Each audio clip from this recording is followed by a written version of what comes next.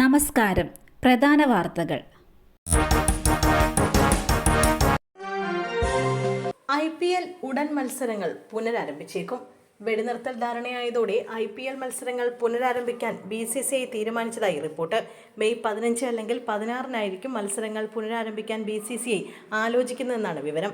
India-Pak സംഘർഷം രൂക്ഷമായ സാഹചര്യത്തിൽ പാതിവഴിയിൽ ഉപേക്ഷിച്ച പഞ്ചാബ് ഡൽഹി മത്സരം വീണ്ടും നടത്താനും BCCI തീരുമാനിച്ചിട്ടുണ്ട്. എന്നാൽ ധരംശാല ഒഴികെയുള്ള വേദികളിലാണ് മത്സരങ്ങൾ നടത്താൻ BCCI തീരുമാനിച്ചിരിക്കുന്നതെന്നാണ് അറിയുന്നത്. സംഘർഷത്തെ തുടർന്ന് നാട്ടിലേക്ക് മടങ്ങിയ വിദേശ താരങ്ങളോട് തിരിച്ചെത്താനും നിർദ്ദേശം നൽകിയിട്ടുണ്ട്. ഇന്ത്യയുടെ തിരിച്ചടിയിൽ പാകിസ്ഥാന്റെ വ്യോമത്താവളം തകർന്നു.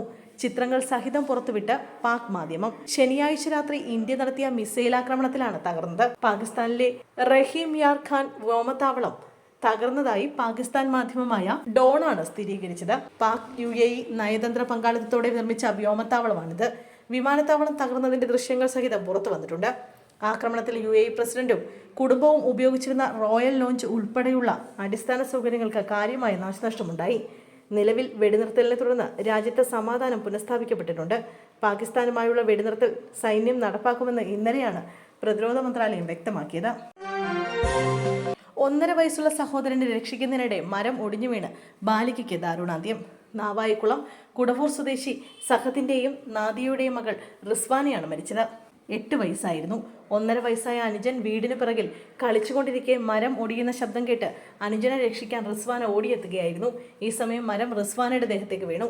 സഹോദരൻ അത്ഭുതകരമായി രക്ഷപ്പെട്ടു. ഗുരുതരമായി പരിക്കേറ്റ റിസ്വാനയെ കല്ലമ്പലത്തെ സ്വകാര്യ ആശുപത്രിയിലും തുടർന്ന് SAT ആശുപത്രിയിലും പ്രവേശിപ്പിച്ചെങ്കിലും ജീവൻ രക്ഷിക്കാനായില്ല. അമിത രക്തസ്രാവത്തെ തുടർന്ന് മരിച്ച 16-കാരി ഗർഭിണിയായിരുന്നുവെന്ന് പോലീസ്. വെള്ളരിക്കുണ്ടിൽ അമിത രക്തസ്രാവത്തെ തുടർന്ന് 16-കാരി മരിച്ച സംഭവത്തിൽ വഴിത്തിരിവ്. കുട്ടി ഗർഭിണിയായിരുന്നുവെന്ന് പോലീസ്. പരപ്പ സ്വദേശിനിയാണ് മരിച്ചത്. ഇന്നലെ പുലർച്ചെ അമിത രക്തസ്രാവത്തെ തുടർന്ന് കുട്ടിയെ തൊട്ടടുത്തുള്ള കാഞ്ഞങ്ങാട് ആശുപത്രിയിൽ പ്രവേശിപ്പിച്ചിരുന്നു. എന്നാൽ ആരോഗ്യാവസ്ഥ വഷളായതിനെ തുടർന്ന് വിദഗ്ധ ചികിത്സയ്ക്കായി മംഗലപുരത്തെ ആശുപത്രിയിലേക്ക് മാറ്റി. ഇവിടെ വെച്ചാണ് മരണം സംഭവിച്ചത്. അതേസമയം കാഞ്ഞങ്ങാട് ആശുപത്രിയിൽ നിന്ന് തന്നെ പെൺകുട്ടി ഗർഭിണിയാണെന്ന് വ്യക്തമായിരുന്നതായാണ് സൂചന. ഗർഭം അലസിക്കുന്നതിനായി കുട്ടിക്ക് അശാസ്ത്രീയമായ മരുന്ന് നൽകിയെന്ന തരത്തിൽ ആരോപണങ്ങൾ ഉയരുന്നുണ്ട്. പെൺകുട്ടി ഗർഭിണിയായതുമായി ബന്ധപ്പെട്ട് +1 വിദ്യാർത്ഥിയെ പോലീസ് തിരയുന്നുണ്ട്.